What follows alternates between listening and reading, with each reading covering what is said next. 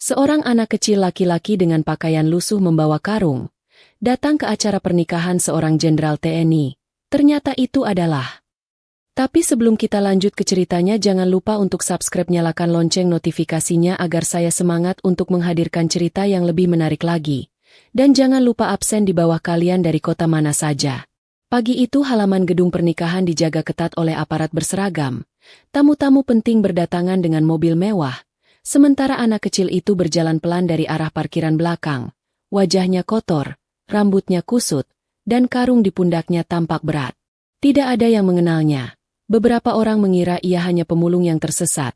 Bahkan petugas keamanan sempat mengusirnya. Namun anak itu tetap bertahan.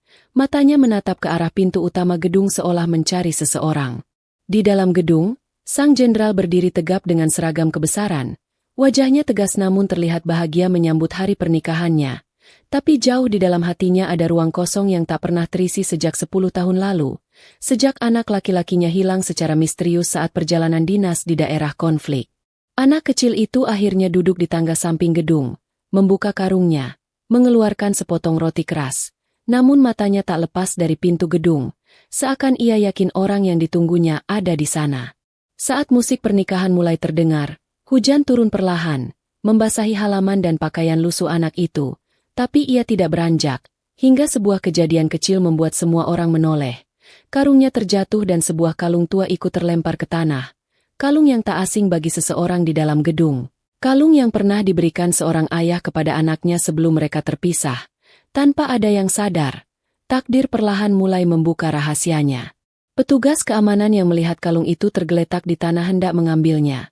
Namun anak kecil itu langsung memeluknya erat sambil berkata lirih agar tidak diambil karena itu satu-satunya miliknya. Salah satu petugas merasa aneh melihat reaksi anak itu dan memperhatikan kalung tersebut lebih dekat. Ukirannya terlihat tua dan bertuliskan nama kecil yang sudah jarang dipakai. Tanpa sadar petugas itu teringat cerita lama tentang putra sang jenderal yang hilang.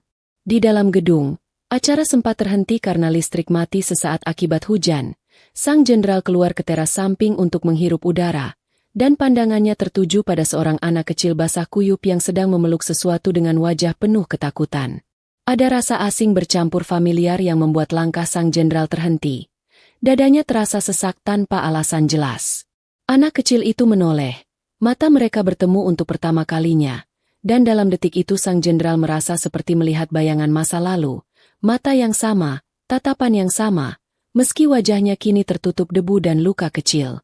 Sang jenderal mendekat, bertanya dengan suara pelan siapa nama anak itu dan dari mana asalnya. Anak itu menjawab terbata bahwa namanya Rama dan ia datang hanya ingin melihat seorang pria berseragam yang sering muncul dalam mimpinya. Jantung sang jenderal berdegup kencang. Nama itu adalah nama panggilan yang ia berikan pada putranya dulu. Nama yang tak pernah ia sebut lagi sejak kehilangan itu. Tangan sang jenderal gemetar saat melihat lebih dekat kalung di leher Rama. Ingatannya melayang pada hari terakhir mereka bersama. Namun ia mencoba menahan perasaan dan bertanya dengan nada datar, dari mana ia mendapatkan kalung itu. Rama menjawab dengan jujur bahwa kalung itu sudah ia pakai sejak kecil, diberikan oleh seorang pria berseragam yang menghilang setelah menitipkannya pada orang lain.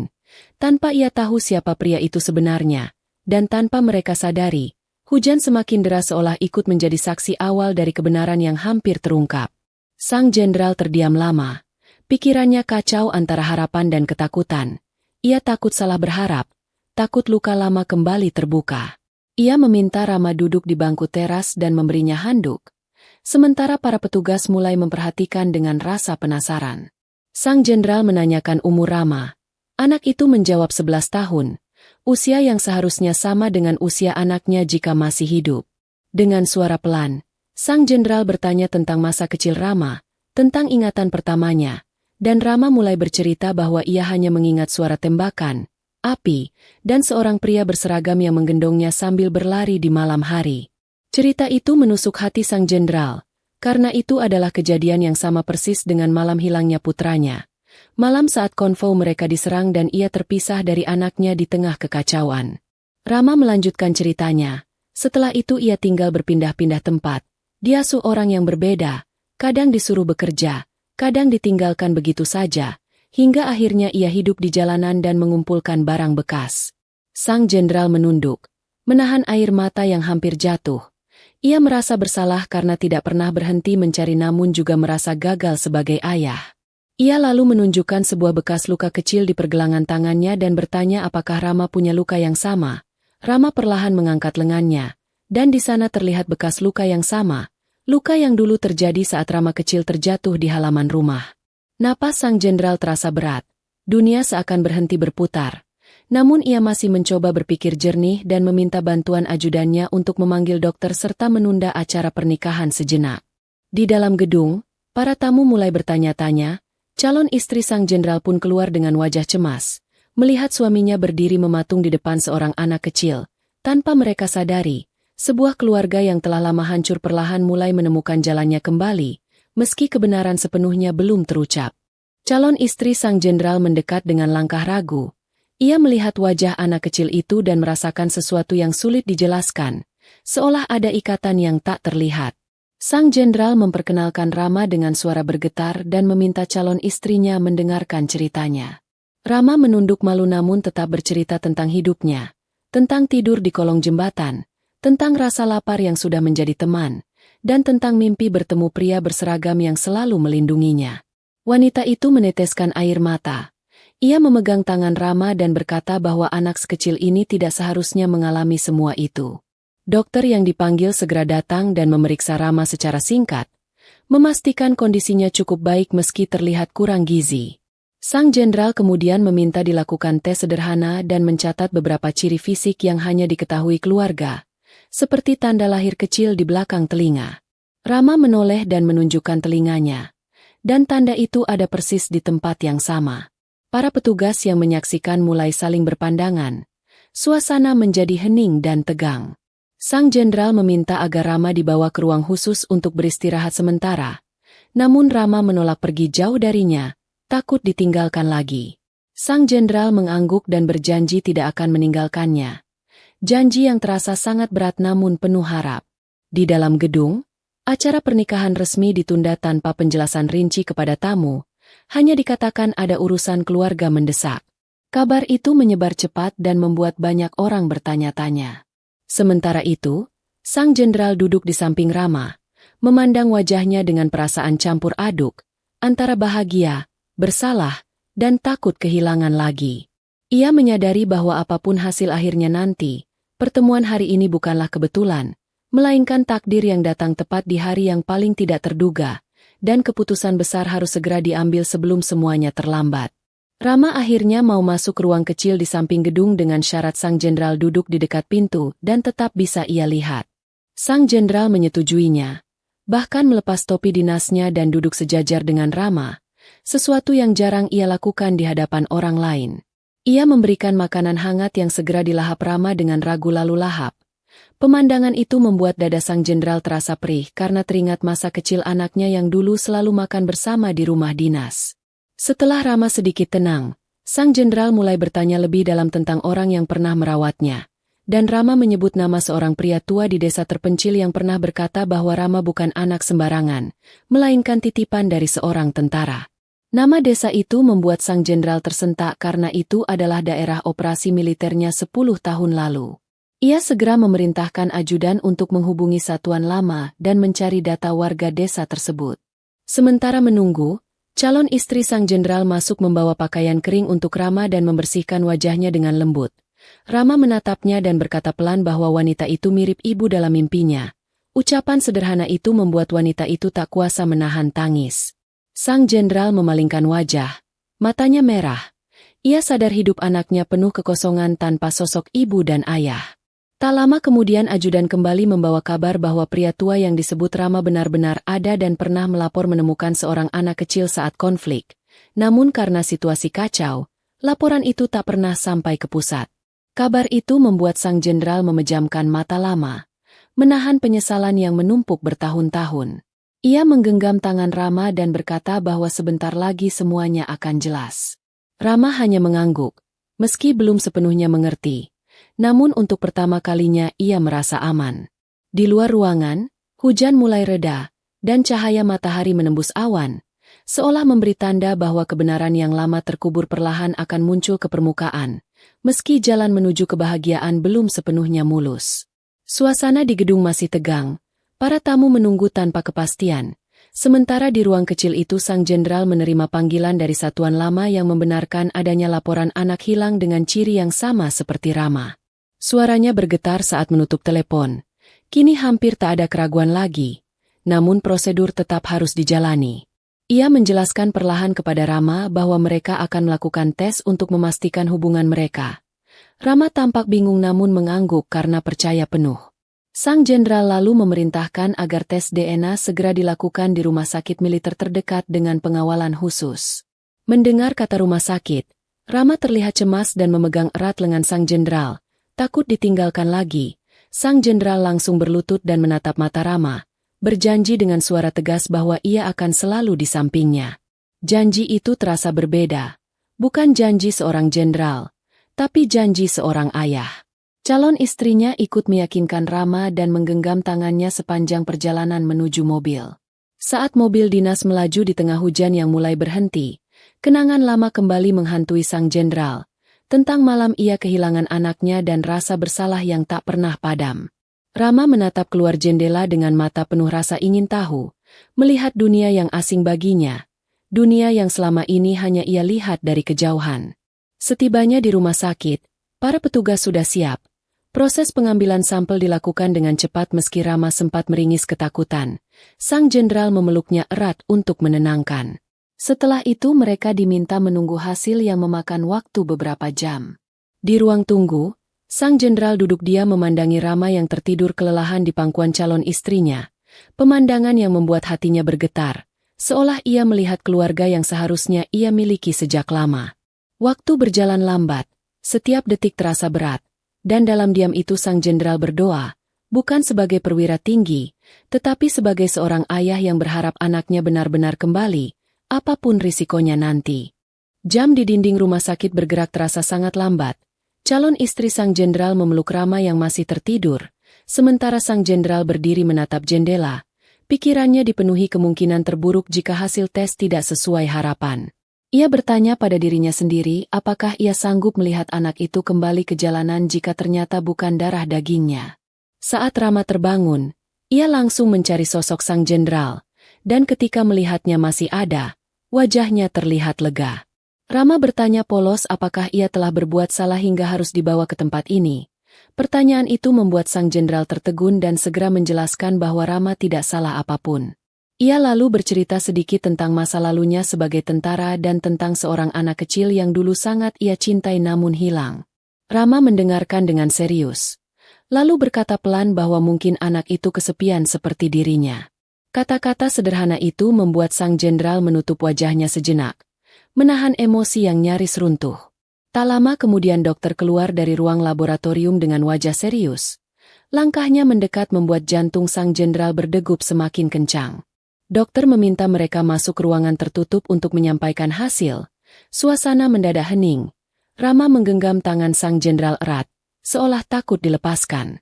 Di dalam ruangan, dokter membuka map perlahan dan menjelaskan prosedur dengan singkat, lalu menyebutkan bahwa hasilnya menunjukkan kecocokan yang sangat tinggi.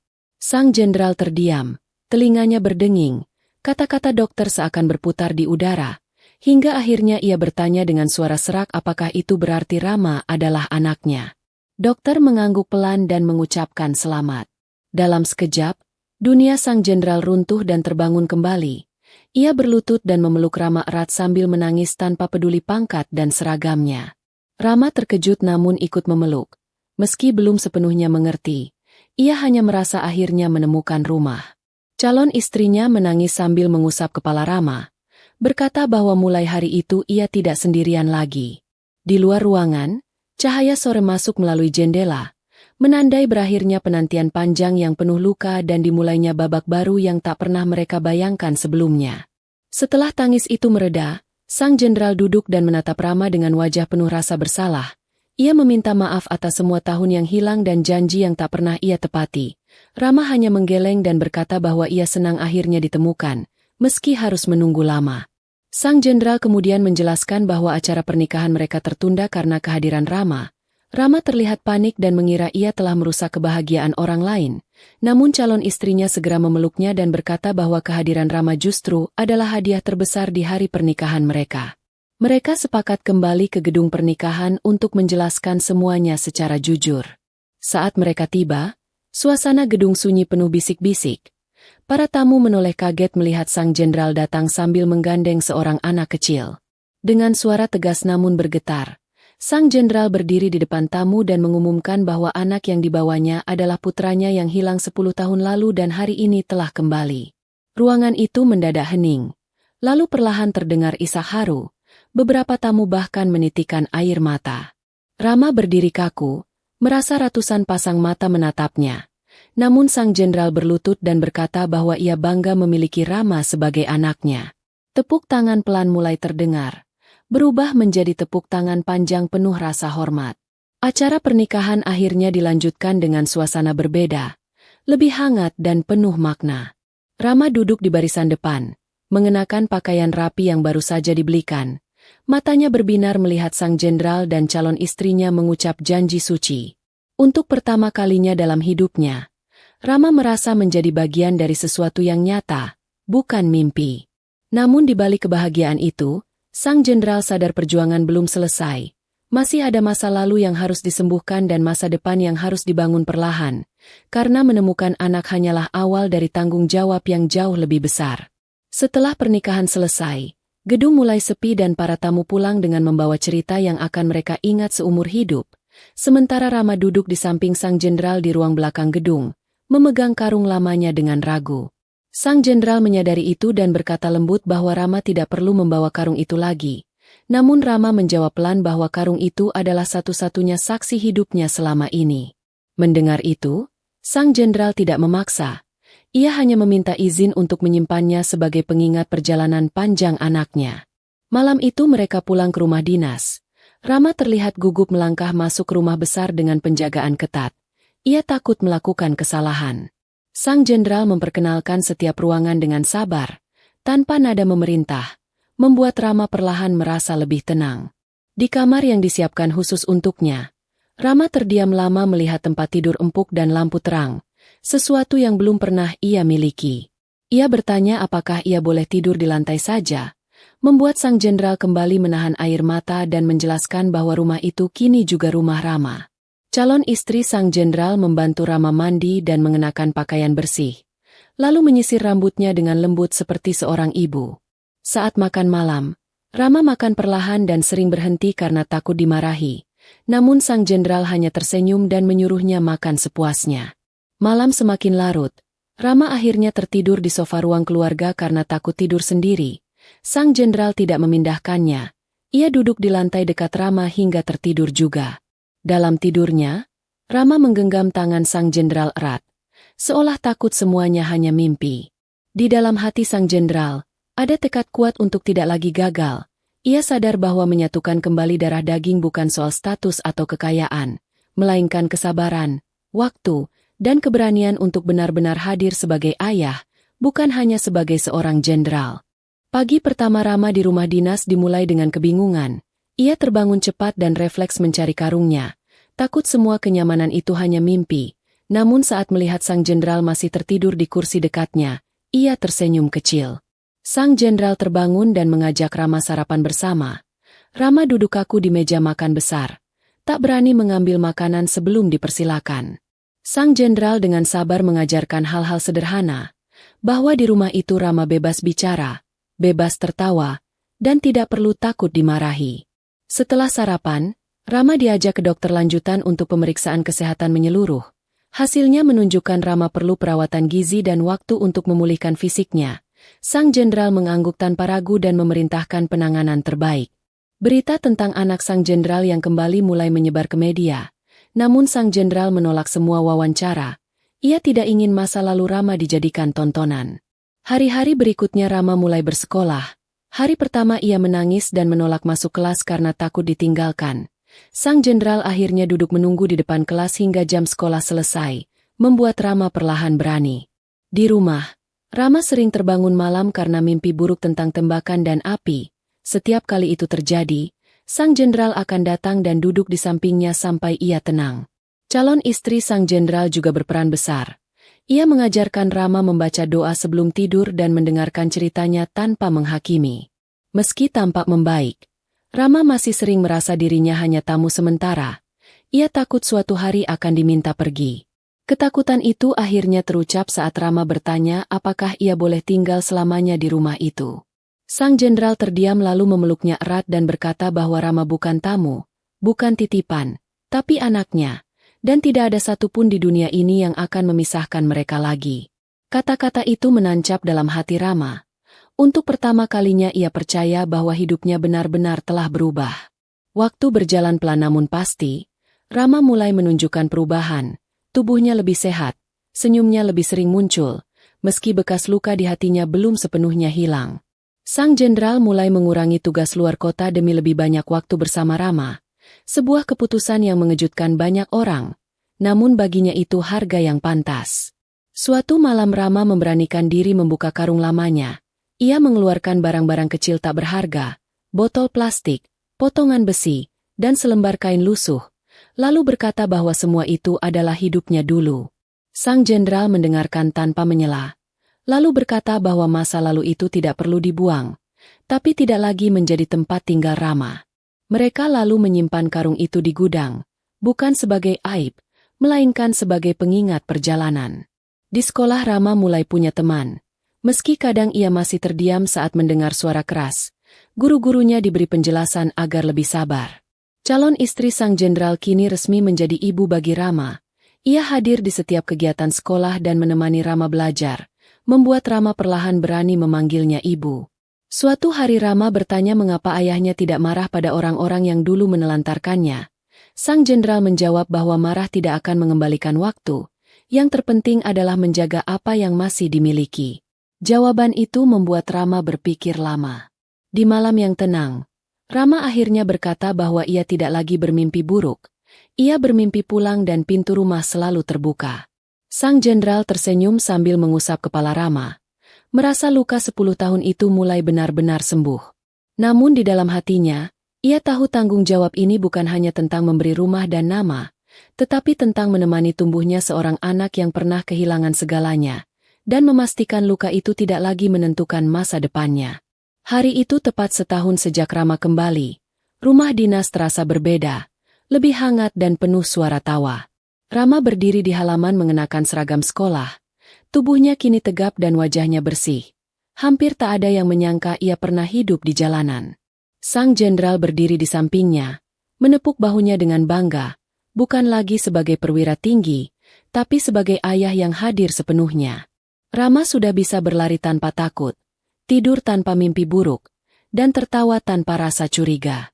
Ia kini punya teman, punya cita-cita, dan yang terpenting, punya tempat pulang. Suatu sore Rama duduk bersama ayah dan ibunya di teras. Ia berkata ingin menjadi tentara agar bisa melindungi orang lain seperti ayahnya dulu melindunginya. Sang jenderal tersenyum dan menjawab bahwa apapun pilihan Rama nanti, ia hanya ingin Rama tumbuh bahagia dan jujur pada dirinya sendiri. Karung lusuh itu masih tersimpan di gudang, tak pernah dibuang. Kadang Rama melihatnya dan mengingat betapa jauhnya ia telah melangkah. Media akhirnya berhenti membicarakan kisah mereka, dan hidup kembali berjalan normal, tanpa sorotan, tanpa drama. Suatu malam Rama memeluk ayahnya dan berkata terima kasih karena tidak menyerah mencarinya. Sang jenderal menjawab pelan bahwa justru Rama yang mengajarkannya arti bertahan. Di kamar, Rama menatap foto keluarga kecil mereka, lalu mematikan lampu dengan perasaan tenang. Tidak ada lagi rasa takut ditinggalkan. Tidak ada lagi rasa lapar yang menghantui. Di luar, langit cerah tanpa hujan, dan angin berhembus pelan seolah menutup kisah panjang penuh luka dan penantian. Seorang anak yang dulu datang dengan pakaian lusuh dan karung kini telah pulang sepenuhnya, dan seorang jenderal yang dulu kehilangan kini menemukan kembali arti keluarga, bukan di medan perang, melainkan di pelukan anak yang hampir ia kira hilang selamanya. Seorang anak kecil laki-laki dengan pakaian lusuh membawa